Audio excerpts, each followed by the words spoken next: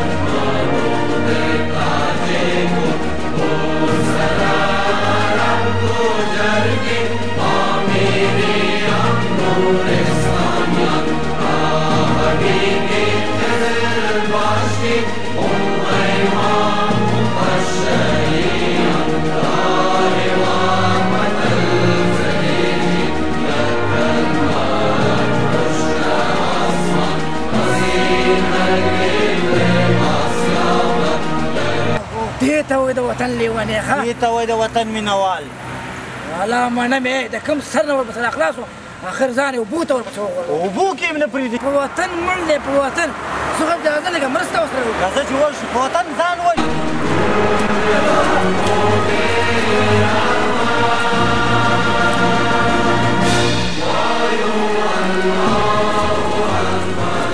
آفرین ځوانه تا خو ځان وژلو دا ولې چې زه ژوندی یم او زما په بدن کې یو قطره یې نه وي زه به دا خپل بیرغ پرېږدم چې په ځمکه خطا شي او اوبه یې رانه ویسي نه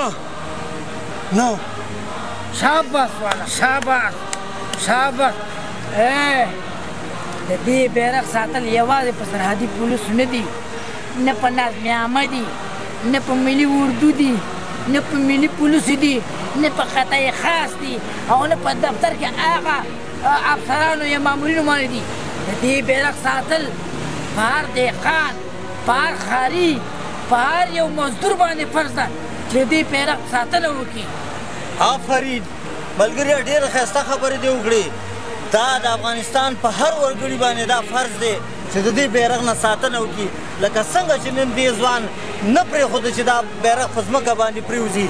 باید موږ او تاسو هم دا کوشش وکړو او دا ژمنه وکړو چې دا بیرغ په ځمکه پرېوځي.